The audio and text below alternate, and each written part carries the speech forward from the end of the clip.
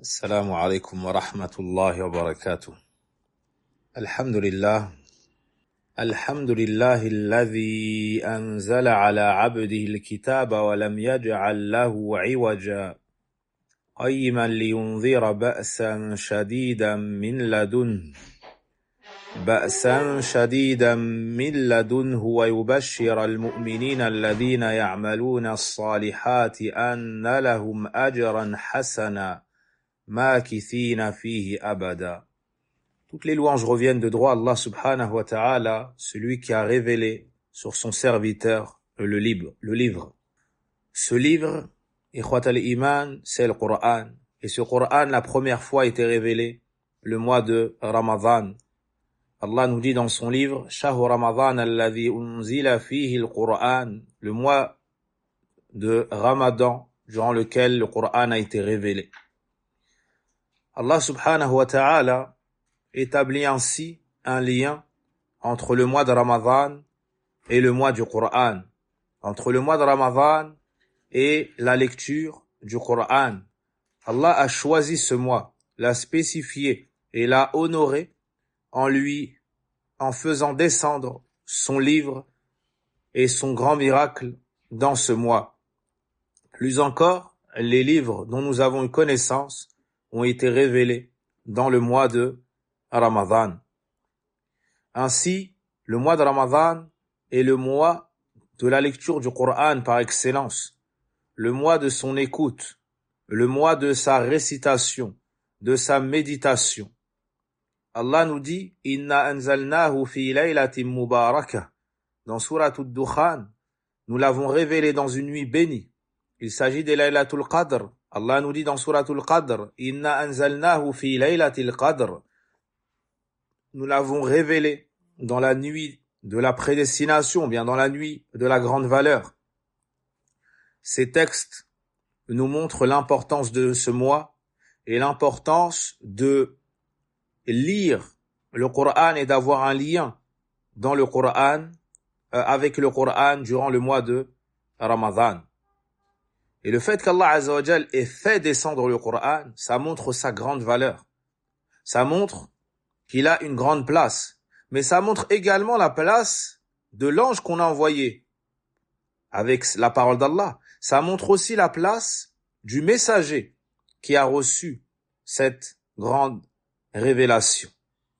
Ceci étant dit, une des grandes actions que fait le croyant dans le mois de Ramadan, dans ses journées et ses nuits, il y a la lecture du Coran. Le prophète sallallahu alayhi wa sallam était la personne la plus généreuse. Et il était le plus généreux dans le mois de Ramadan lorsqu'il rencontrait Jibril. Et lorsqu'il rencontrait Jibril, chaque nuit de Ramadan, il lui enseignait le Coran. Le prophète alayhi salatu wa sallam, le message d'Allah sallallahu alayhi wa sallam, lorsque Jibril le rencontrait, était plus généreux avec le bien que les vents envoyés.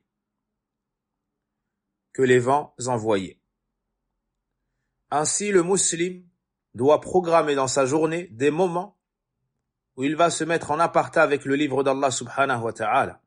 Il prend le mushaf dans ses mains, ne prend pas un téléphone portable avec une application ou autre. Non, volontairement, il prend le livre d'Allah, il prend le mushaf, il le tient dans ses mains, il le regarde et il le psalmodie. Il le lit comme il plaît à Allah subhanahu wa ta'ala. Ceci était le programme des pieux prédécesseurs.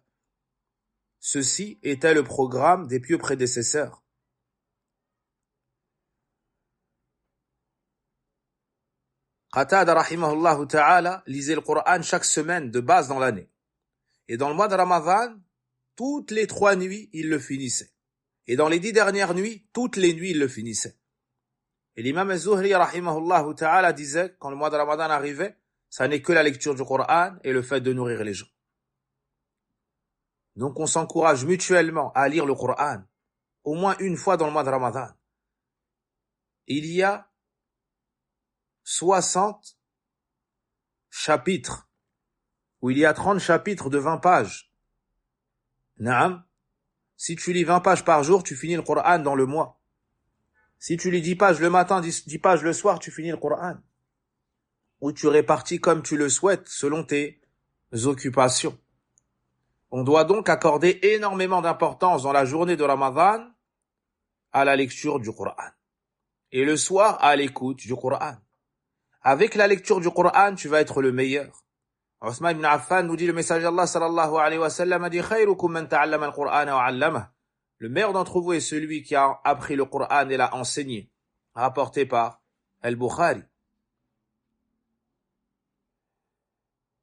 Abdullah ibn Amr ibn As radiyallahu anhuma disait, alaykum bil Qur'an, fata'allamuhu wa 'allimuhu abna'akum. Prenez soin du Coran, apprenez-le et enseignez-le à vos enfants. Sur cela, vous serez interrogé. Sur cela, vous serez rétribué. Et il suffit comme exhortation pour celui qui réfléchit. Et pour vénérer ce Coran, il te faut avoir comme croyance ferme que c'est la parole de ton Seigneur, le Seigneur des mondes. Tanzilul kitab la rayba fihi min rabbil alamin. La révélation du livre au sujet duquel il n'y a aucun doute de la part du Seigneur des mondes, dans Surat Sajda. Wa innahu la tanzilu rabbil alamin. C'est certes la révélation du Seigneur des mondes, dans Surat Shu'ara. En lisant le Coran, tu auras une grande place chez Allah subhanahu wa ta'ala. En apprenant à psalmodier le Coran, tu auras une place encore plus illustre. Le prophète alayhi salatu wa salam nous dit, comme c'est rapporté par Aisha dans le Bukhari Muslim radiyallahu anha, Al-Mahiru bil Qur'ani ma'a safari kiram il-barara. Ceux qui psalmodient le Coran avec excellence sont avec les anges. Walladhi yaqra'u al-Qur'ana wa yatata'ta'u fihi wa huwa alayhi shaqun lahu ajran. Quant à celui qui lit le Coran avec difficulté en butant sur les mots, ce dernier aura deux récompenses.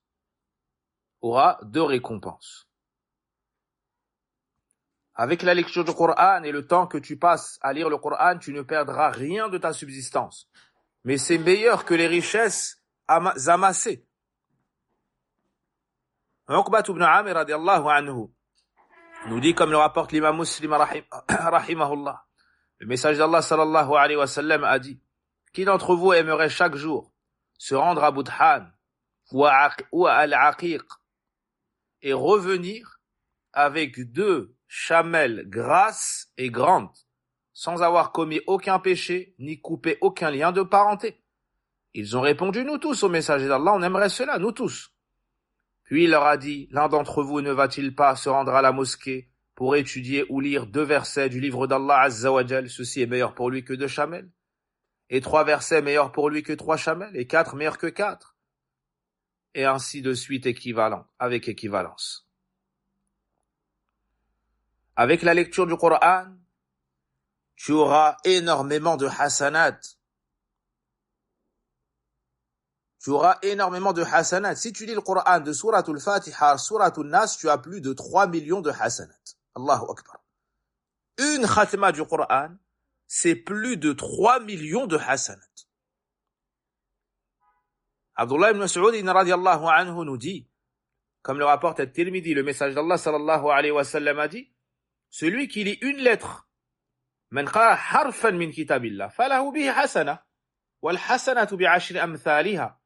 Celui qui lit une lettre du livre d'Allah aura pour cela une récompense. Et chaque récompense sera multipliée par 10. Je ne dis pas que alif, lam, mim est une lettre, mais alifun une lettre, lamun une lettre et mim une lettre. Ce Coran viendra intercéder en ta faveur le jour de la résurrection.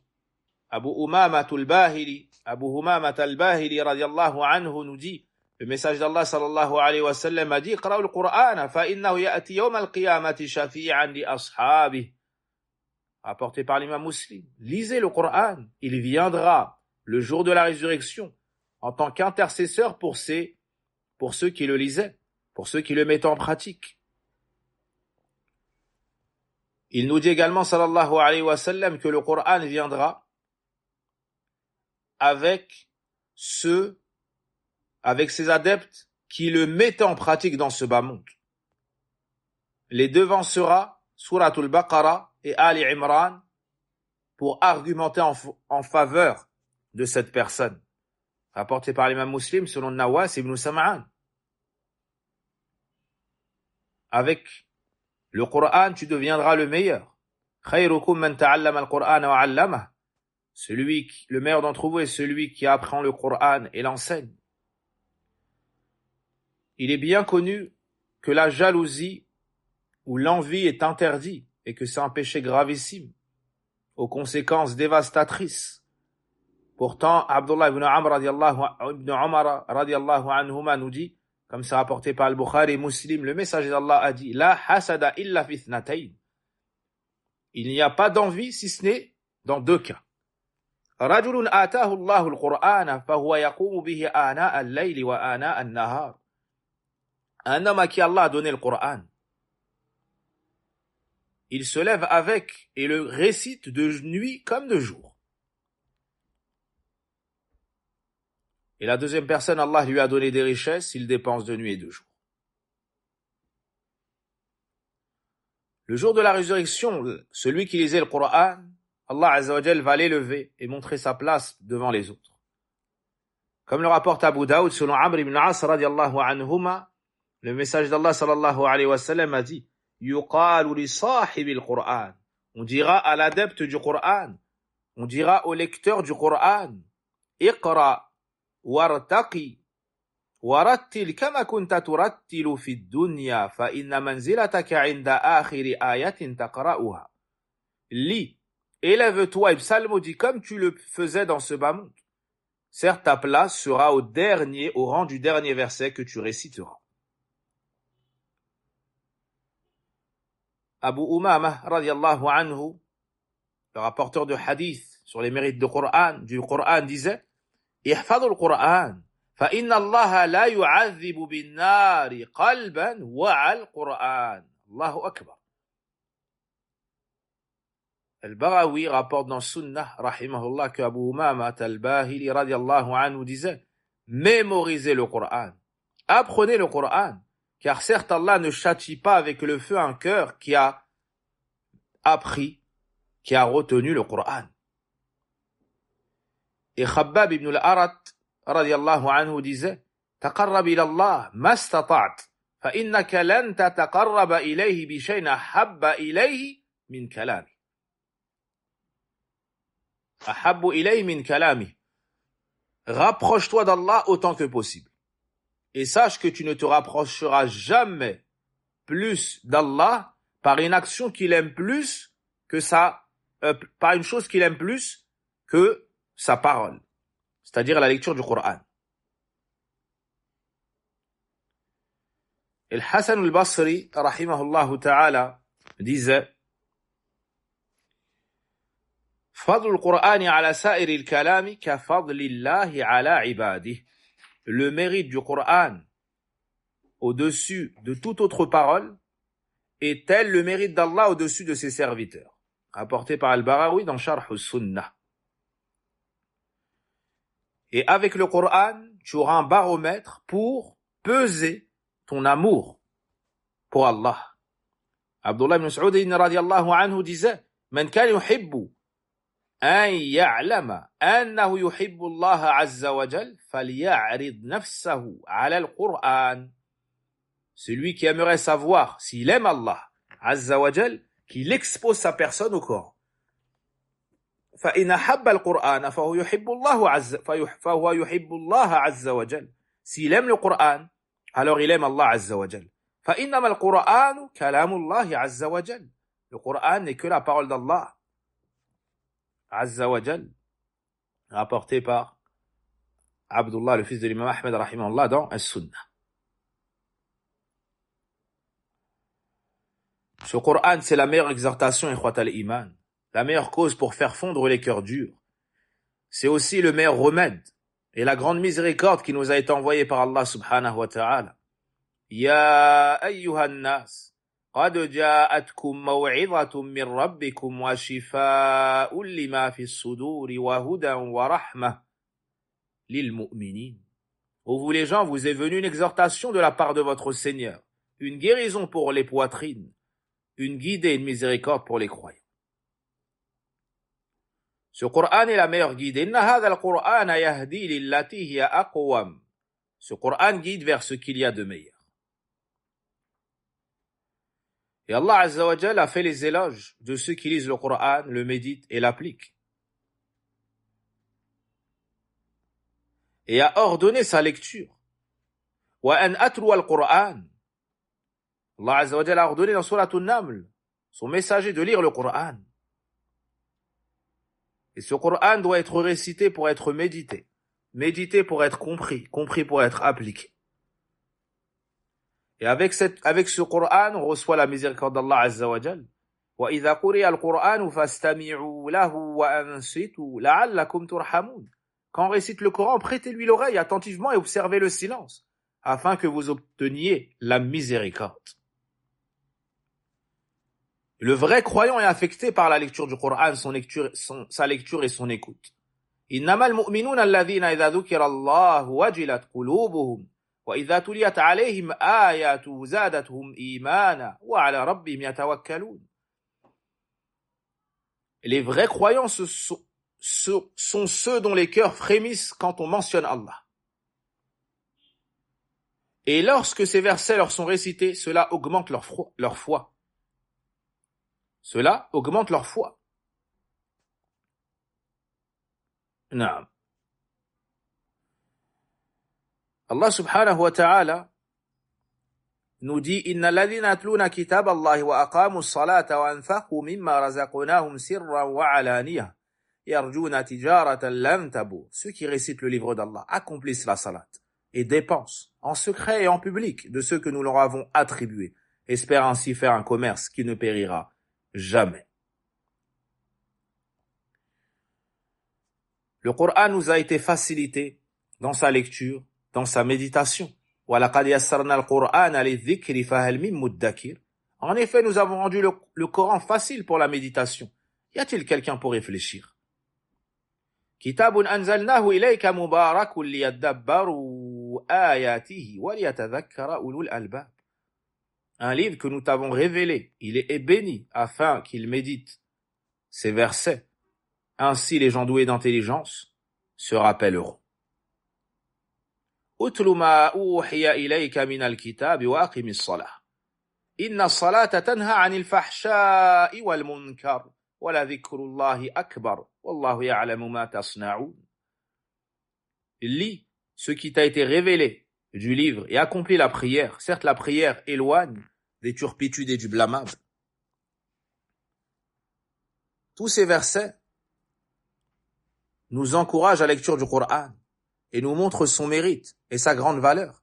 وَرَتِّلِ الْقُرْآنَ تَرْتِيلًا. Tous ces hadiths nous encouragent à donner du temps au Coran. Naam, ce Coran est azim, il est immense, il est illustre. Et il nous est venu du azim, de celui qui est immense, illustre, exalté. Alors quand tu lis le Coran, ne sois pas distrait par autre chose, il n'y a pas plus grand que le Coran. Et rappelle-toi, c'est la parole de qui et tu t'adresses à qui. Et ne sois jamais lassé de sa lecture et de sa méditation. Ne sois jamais lassé de sa lecture ni de sa méditation. Avec le Coran, tu vas obtenir la sérénité, la quiétude et l'apaisement.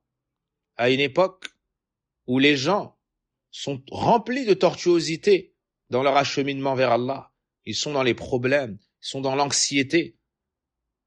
Naam, en lisant le Coran, tu obtiendras la sérénité.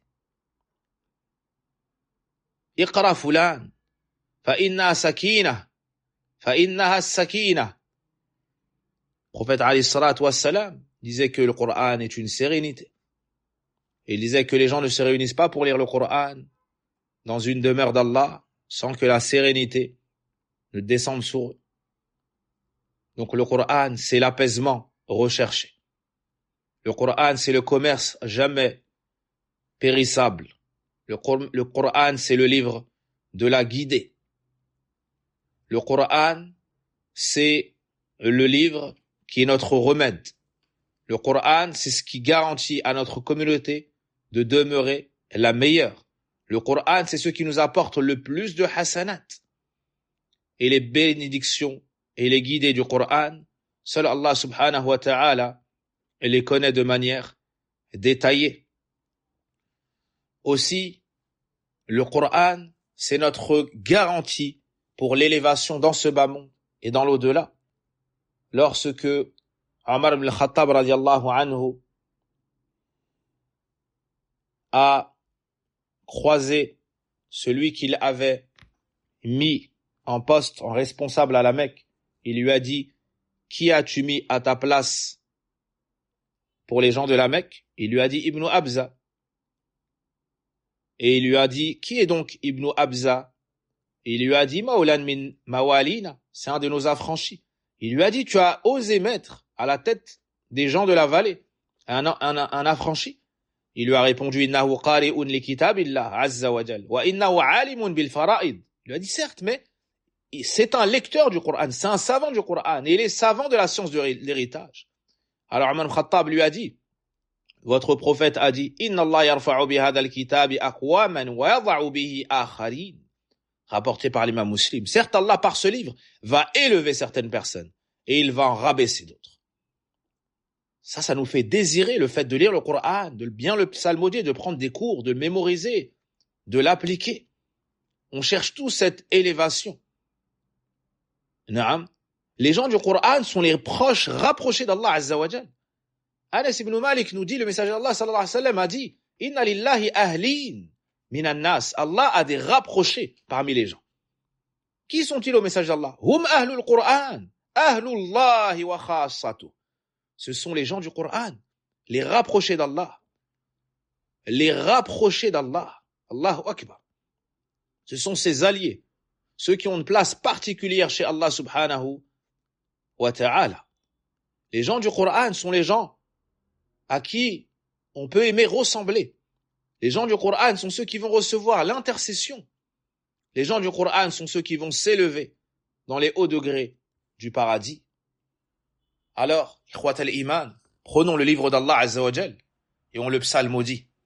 Et demain, incha'Allah ta'ala, après avoir vu ce par quoi commençait le jeûneur avec as-sahour, on voit aujourd'hui, après avoir vu hier cela, on a vu aujourd'hui ce par quoi il remplit ses jours et ses nuits.